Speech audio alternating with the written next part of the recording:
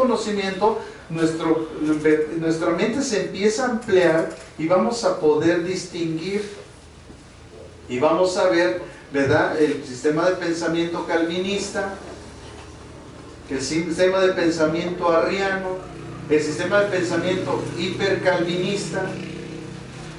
Y cuando usted escuche a un predicador, usted va a saber, este cuate es arriano, este cuate es calvinista, este cuate es hipercalvinista, porque usted va a detectar que en su enseñanza, cómo él está metiendo, ¿verdad?, su teología o la teología que él está siguiendo, y que no es una teología sistemática.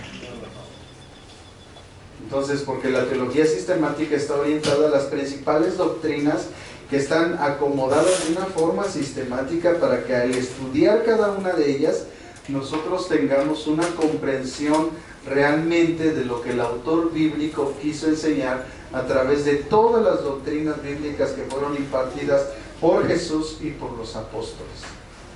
Y usted va a detectar, esa no es una doctrina que Dios da, es una doctrina de hombre. Es un pensamiento, una interpretación privada de una persona. Entonces vamos a ver también los textos críticos, los textos difíciles de interpretar, esos textos que ¿por qué dice aquí esto cuando acá dice otra cosa? ¿Cómo nosotros equilibramos la palabra para entender por qué aquí se dijo esto y por qué aquí se dijo lo otro? ¿Qué es lo que realmente Dios quiso decir? Y entonces no caigamos como a veces caen en falsas enseñanzas, meten religiosismo a la iglesia o nacen las sectas, ¿no? Entonces nuestro autor nos está enseñando, regresando a lo que estamos, hermanos, cuando los lectores advierten que los detalles históricos y políticos son verificables, tienen una presión mayor para hacer frente al contenido teológico de la Escritura. Cuarto, muchas veces en el Nuevo Testamento mismo guarda silencio acerca de las dimensiones históricas y políticas de este periodo, porque los escritores podían asumir que sus primeros lectores conocían las personalidades y entidades políticas que se mencionaban. Podía asumir también que sus lectores entenderían las contribuciones de Alejandro el Grande y sus sucesores de la vida de la época del Nuevo Testamento. A partir de este momento, hermanos, a ustedes les debe de interesar muchísimo la historia. A mí me encanta. Ustedes si alguna vez van a mi casa, bueno, Chiquen les puede dar testimonio, porque no está en la casa. Pero yo siempre estoy viendo puros videos que hablan de la cultura griega, de la cultura romana, de la cultura de esa cultura, de todas las culturas, porque yo me empapo de todo eso, los acontecimientos de su cultura, de su comportamiento, de su política, de su pensamiento, para que cuando yo venga a la Biblia y lea acerca de algún romano, lea acerca de algún judío, lea acerca de cualquier personaje de la Biblia, yo entienda su contexto. ¿Por qué hizo esto? ¿Por qué hizo aquello? ¿Por qué? O sea, siempre, hermanos, nos debemos de interesar por la historia. Tenemos que empezar a ver historia. ¿De dónde nacieron los godos? ¿Cómo es que gobernaron los vikingos? ¿Por qué esto? ¿Por qué aquello? ¿En qué tiempo lo hicieron? Todo eso, hermano, nos va a ayudar a nosotros a comprender mejor cuando vengamos nosotros a la luz de la Biblia, entender todas las cosas. Porque nosotros por eso interpretamos la Biblia como la interpretamos, porque nosotros no conocemos el contexto histórico, los gobernantes, la cultura, la influencia política, la influencia cultural, las tradiciones, los dioses. Y entonces, como no sabemos eso, pues nosotros interpretamos las Escrituras a nuestro sistema de pensamiento, a nuestro conocimiento y a lo que nosotros entendemos. Entonces, si hiciéramos una práctica y leyéramos un versículo, y yo le preguntara a cada uno de ustedes, ¿qué tú entiendes de este versículo? Cuando yo digo, ¿tú qué entiendes? O sea, ¿tú qué interpretas? porque esa es la hermenéutica. La hermenéutica no es otra cosa, hermanos, que la interpretación que tú le das. Por eso la hermenéutica y la exégesis deben de ir así entrelazadas. Por un lado, yo voy a interpretar, pero por otro lado, o sea, mi interpretación va de acuerdo a mi conocimiento, pero la exégesis va de acuerdo al estudio de libros que yo voy a tener para poder sustentar lo que voy a interpretar. Entonces, si una persona nada más interpreta y no hace exégesis, no va a tener, o sea, no usa ayudas para poder interpretar interpretar mejor, porque yo voy a interpretar nada más a mi conocimiento. Pero cuando yo uso la exégesis, tomo libros, escritos, comentarios bíblicos, y esos comentarios y ese conocimiento aunado a lo que yo sé, me va a dar una mejor interpretación de las cosas bíblicas. Entonces, mi conocimiento va a ser más amplio. Por eso la gente, lo más fácil decir, no, es que eso no viene en la Biblia, porque nunca lo han estudiado, porque nunca lo han visto. Como aquella vez que les traje la enseñanza del número de la bestia, se les fundió el fusible.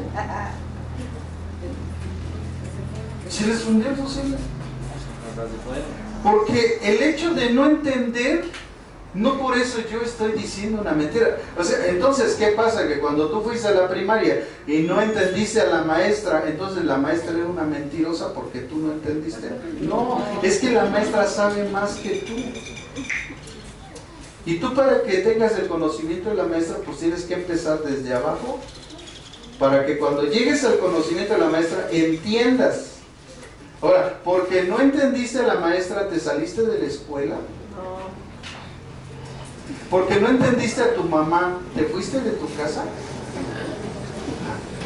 Pues hay gente que porque no entendió eso se fue de la iglesia. ¡Qué testimonio!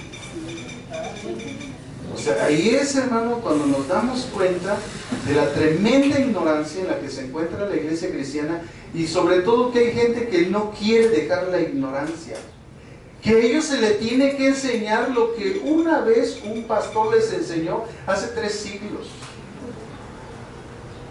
¿Y usted cuándo estudió, hermano? Hace como 10 años me dieron el discipulado. 10 años. Oye, ¿tú sabes lo que ahorita ha avanzado el conocimiento de Dios? Si los pastores debemos de ser como los médicos. Un médico que no se actualiza, da pelas, hermano. Tienes un dolor de cabeza y te pone chequeadores.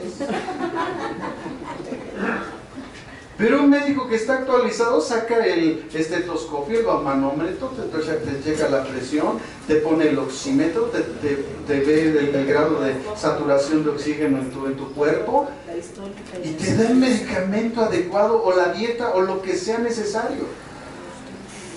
Entonces un teólogo así debe de ser. Un pastor no puede vivir con el conocimiento de hace 5 años. Hay pastores que tienen 30 años en el ministerio, pero cuando salieron de su instituto hace 30 años, imagínense el conocimiento que ya aumentó, cómo Dios ya iluminó el conocimiento a otras personas que actualmente están impartiendo un conocimiento más profundo de las cosas. Entonces no podemos quedarnos ahí. Entonces, lo peor de todo es que yo todavía hasta les di la lección para que la repasaran, la leyeran, la analizaran, vinieran aquí, si había dudas, las compartieran. No, si es un chismerío. Y algunos agarraron su Barbie, sus canicas y se fueron. Porque no les gusta el conocimiento, porque ellos, gente religiosa, y perdón, hermano, pero es que es así, o sea, yo no tengo otra frase, es gente religiosa que le gusta vivir con lo que hace 5 siglos ellos subsistieron. Así está el cristianismo. Por eso el diablo nos arrastra, por eso el diablo nos trae sangoloteando por todos lados, porque él conoce las Escrituras. Si hay alguien que conoce las Escrituras, es el diablo. Lo que él no tiene es la revelación ni la iluminación que da el Espíritu Santo para poder interpretar lo que el autor bíblico, en este caso él mismo, quiere enseñarle a los hijos de Dios. Cuando nosotros declaramos algo, una iluminación que Dios trae sobre una revelación escrita, el diablo para oreja. Ah, sí, ya viene el arrebatamiento. No, pues ahorita me muevo y voy a empezar a hacer esto, aquello. Pues así es el diablo. Él no tiene el conocimiento, nosotros lo tenemos. El Espíritu Santo nos revela a nosotros. Nos trae el entendimiento de las cosas escritas en el libro de la Biblia. El diablo no lo tiene. Él conoce los versículos. Así como una persona me reza los versículos, ah, bueno, pues está bien, hermano. Pero, ¿y qué quiere decir Dios con eso? Porque eso es lo que realmente nosotros debemos de aprender. ¿Qué fue lo que Dios quiso decir con ese verso? ¿Cómo lo aplico a mi vida? ¿Cómo lo pongo en práctica? Porque esa es la sabiduría. Entonces, no basta. Pero hay mucha gente que dice, no, que el pastor ya está enseñando otra cosa. Pues sí, porque estamos avanzando. Porque no vamos a quedar ahí como dinosaurios espirituales. O sea, hay sin fin de versículos donde Dios nos insta a aprender. Porque requiero más que sacrificios, conocimiento. Esa es la vida eterna, que te conozcan a ti, el único Dios vivo y verdadero, y a tu Hijo Jesucristo, al cual tú has enviado. Sin fin de versículos que hablan del conocimiento, que Dios quiere conocimiento, que Dios quiere que nosotros avancemos en el conocimiento, porque el conocimiento de Dios es lo único que te vas a llevar. Es lo único que va a quedar grabado en tu mente y en tu corazón, es decir, en tu alma y en tu espíritu. Y cuando estés allá arriba, otro examen. Otro examen. Entonces Dios va a ver cuánto conocimiento adquiriste, cómo lo aplicaste y todo eso, cómo se invirtió en tu vida. Es lo único. Tus diplomas de médico, tu diploma de arquitecto, aquí se va a quedar. Ahí con los animalitos, ¿sabes? Que se meten en los... Ahí se va a quedar ese... Te van a decir, mira, de ingenieros. Un día se va a quedar la casa de vieja y ahí va tu título en la basura. De nada te sirve. Pero las cosas de Dios, el conocimiento de Dios, eso es eterno, es perpetuo. Por eso, hermanos, nosotros debemos de aprender. Sí, pastor, ¿qué vamos a dar? Vamos a dar este tema, vengas a estudiar. Vamos a ver. No lo entiendo. Yo entré al instituto y cuando entré al instituto y empecé a escuchar todas las cosas que se estaban impartiendo, me vi cuán ignorante yo era y me dio hasta vergüenza. Y yo decía que ni me pregunten, ¿saben por qué? Porque además soy pastor. Soy pastor y si en una clase me preguntan y no sé, me va a dar vergüenza. Porque yo estoy de acuerdo con los hermanos que estaban ahí, que eran parte de la Iglesia Vida Nueva para el Mundo, y el hermano de Andrús le está impartiendo la clase y les pregunta a ellos, y qué bueno, porque pues, como son estudiantes comunes, pues no lo saben, pero cuando le preguntaban a un pastor y no sabía, era una vergüenza. Es más, ni queríamos que nos supieran que éramos pastores. Ni de tacuche nos íbamos vestidos normal para que nos confundiéramos entre todos. Porque cuando te preguntaban cosas, hermano, cosas básicas de la salvación, básicas de las cosas de Dios, y no las sabes, cuando tú llevas 10 años en el Evangelio, predicándole a la gente, según enseñándole en la iglesia, y eres un ignorante, qué bárbaro, hermano, o sea, sí da vergüenza. Entonces, imagínense, hermano, doble responsabilidad. Entonces le decía a mi esposa, tenemos que estudiar mucho porque yo no quiero que a mí me pregunten y me quede, ¿what? ¿Qué? No. no speak Spanish. Entonces, no, hermanos, es una responsabilidad bien grande. Y entonces termina uno la licenciatura y dice, no, ahora sí ya soy chipócrates, y llega uno a la maestría y me quedo otra vez así. No me lo saqué. Y si Dios quiere, me presta vida y me da el tiempo y me provee, pues voy a estar en el doctorado y estoy seguro que va a quedar igual. Porque el conocimiento va aumentando y eso es lo que nosotros, hermanos, debemos de buscar en Dios, el conocimiento. No se espante. Ay, es que no tengo ministerio, no importa, pero es una persona preparada por Dios. Tú no sabes en qué momento Dios te va a llamar. Tienes que estar listo. ¿Qué vas a enseñar? ¿Cómo vas a enseñar? ¿Hacia dónde los vas a llevar? Por eso les digo, si tú vas a una iglesia y les dices, ¿cómo se obtiene la salvación? Y te dicen que solamente confieses a Jesús como Señor y Salvador de tu vida. No, hermanos. Yo conozco mucha gente que ha hecho esa profesión de fe y anda en el mundial. Y nunca nacieron de nuevo. Si así se nacieran de nuevo, nada más por confesar con la boca. Pero no es así. Es que hay una mala interpretación del pasaje bíblico de Romanos 10. Y por esa causa la gente se enfoca a que recibe a Jesús cuando su vida no cambia. Cuando el texto de Romanos dice que primero cambie tu vida y después testifiques de Jesús. ¿Ya ves la diferencia? Nosotros estamos enseñando al revés. Que la gente lo reciba y que después cambie su vida. No.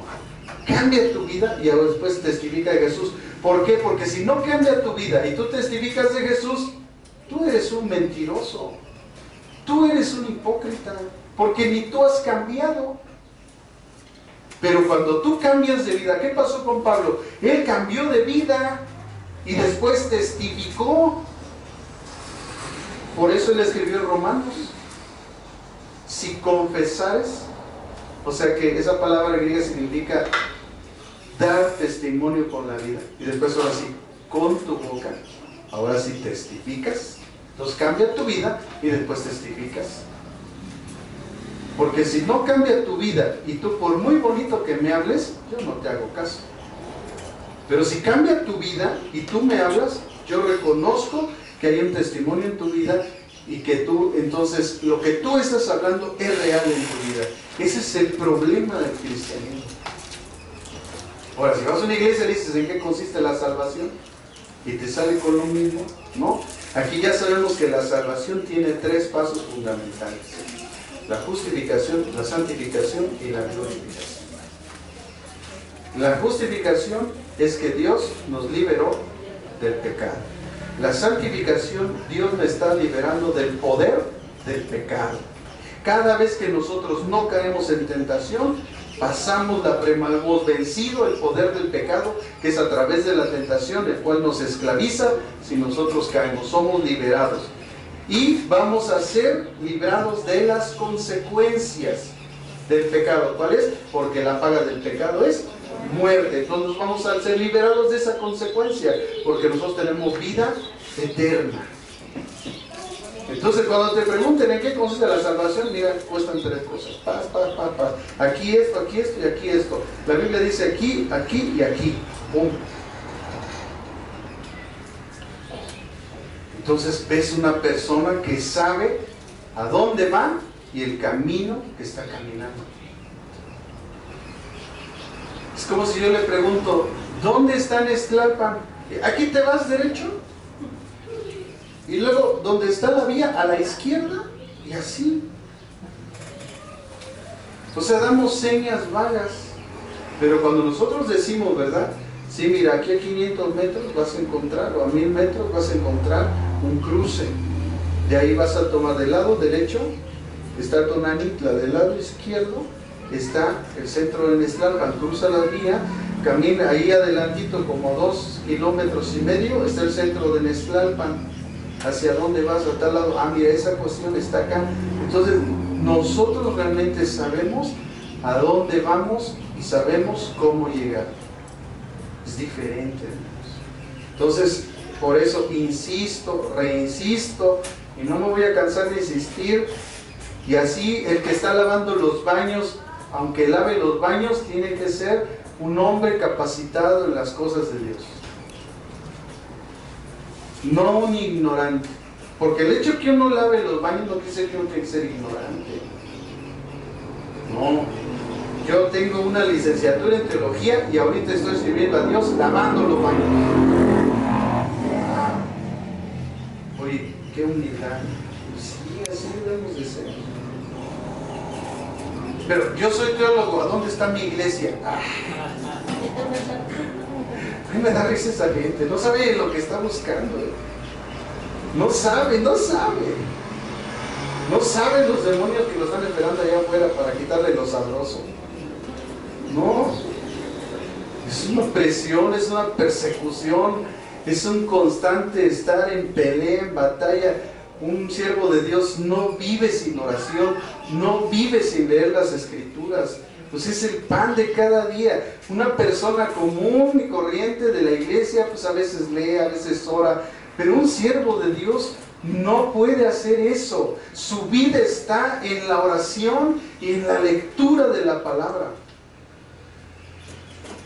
O sea, no, inevitable hacer eso.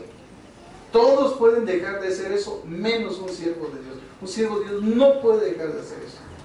Es lo mínimo que uno puede hacer. Ya cuando uno está estudiando otras cosas, pues ya uno está avanzando en otras cuestiones. Entonces, ¿ven lo que se necesita para ser un siervo de Dios? Tienes que empezar con una disciplina de oración y una disciplina de la palabra de Dios. Estudiar los libros, anotar, tener ahí tus notas, esto aquí, yo entiendo esto. Bueno, hay un comentario de R.C. Sproul, hay un comentario de MacArthur que dice esto, yo considero que es esto, y formamos un sistema de pensamiento teológico. Y entonces, ¿verdad? Tomamos gente que realmente estudia las Escrituras, que son sanos en la enseñanza, y no cualquiera que está ahí predicando en la televisión, hermano, que se avientan sus chorizos de queso.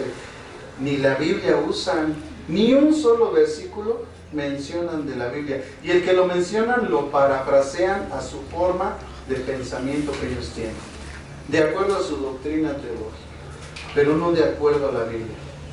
Entonces, como vemos estas partes, hermanos, importantes, la parte 1, 2, 3 y 4 que estuvimos viendo, dice que 2000 años más tarde no podemos asumir que los lectores modernos conozcan y entiendan el significado de estos detalles. Imposible, hermano. Nosotros no podemos, de alguna manera, a través de la historia, de los descubrimientos arqueológicos, de las Escrituras, de lo que hay gente que ha contado de la antigüedad, tenemos muy vago el conocimiento acerca de todo lo que se movía en esa época. Hay muchas cosas que no entendemos. Pero gracias a Dios que Dios nos dio la tecnología, y que ahora a través de la tecnología nosotros podemos, ¿verdad?, acuñar diferentes informaciones, ver